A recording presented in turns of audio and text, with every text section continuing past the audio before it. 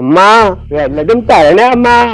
എടോ കിടന്ന് കേക്കല്ലേ, ഞാൻ അകത്തൊരു പണി എടുത്തോണ്ടിരിക്കണുണ്ടോ എനിക്ക്?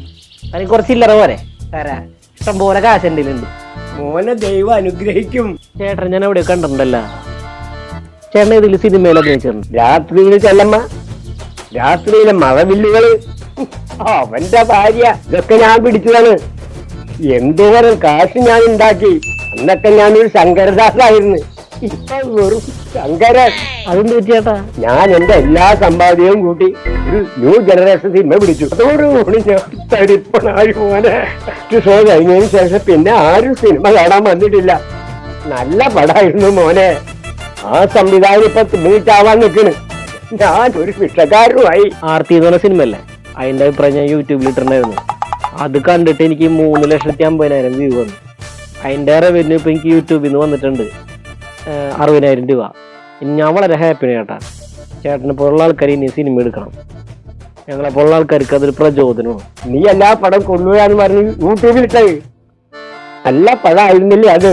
നല്ല പടം ചീത്ത പടം എനിക്കറിയേണ്ട കാര്യമില്ല. ഏത് പടം ഇറങ്ങിയാലും കൊള്ളില്ല എന്ന് പറഞ്ഞിട്ടല്ലേ എന്റെ വീഡിയോ ആൾക്കാർ കാണുള്ളൂ. എടേ, എന്നെപ്പോലുള്ള കുറെ പേരുടെ അധ്വാനം നീ ഒരു വീഡിയോ കൊണ്ട് ഇല്ലാണ്ടാക്കിയത്.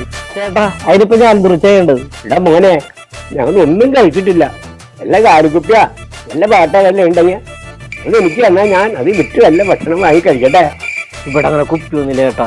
ഞാൻ കുടിക്കണമെന്ന് ബാറിൽ പോയി കുടിക്കും. എനിക്ക് അങ്ങനത്തെ ലോക്കൽ സാധനം പറ്റൂല. ചേട്ടന് കുപ്പി വേണം അത്ര നിർബന്ധം. അത്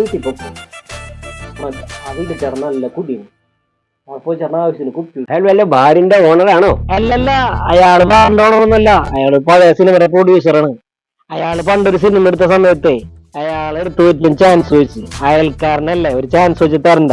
ഇയാളെന്നെ അപമാനിച്ചിട്ട് ആ ദേഷ്യത്തിന് അയാളെ പടം ഇറങ്ങണമെന്ന് ഞാൻ അയാളെ പടം കൊള്ളില്ല എന്നും പറഞ്ഞ് ഞാൻ ഫേസ്ബുക്കിൽ യൂട്യൂബിലൊക്കെ ജനങ്ങൾ കണ്ട് വൈറലായി എനിക്ക് യൂട്യൂബിൽ കാശ് വരാൻ തുടങ്ങി. അങ്ങനെ ഞാൻ രക്ഷപ്പെട്ട് അയാൾ നിശ്ചയി. ഇപ്പൊ എനിക്കൊരു തൊഴിലായി. നിങ്ങളെപ്പോലുള്ള എത്ര പ്രൊഡ്യൂസർമാരെ ഞാൻ കൂത്തുവാളെ എത്തിച്ചിട്ടുള്ളത്. എനിക്കിതൊരു കാരണമാണ് ചേട്ടാ. എനിക്കകത്ത് കുറച്ച് പണിയുണ്ട്, ഞാൻ പോട്ടെട്ടാ. ചേട്ടാ ഞാൻ വിട്ടോ? മോനെ എന്ത് പണി? അകത്ത പണിയൊക്കെ ഞാൻ ചെയ്യാ. നാളെ ഇറങ്ങാൻ പോണ സിനിമയെ കുറിച്ച് റിവ്യൂ ഇടണം. അതാണ് എന്റെ തിരക്ക്. ചേട്ടാ ഞാൻ വിട്ടോ? ചേട്ടൻ പോയി കഴിഞ്ഞാൽ എന്തിനൊക്കെ തരും. പരമകൃഷ്ണ, നീ നശിച്ചു പോകുള്ളൂ. നീ ആ പണം കണ്ടിട്ടെങ്കിലും അഭിപ്രായം പറയടാ. ദ്രോഹിയായി.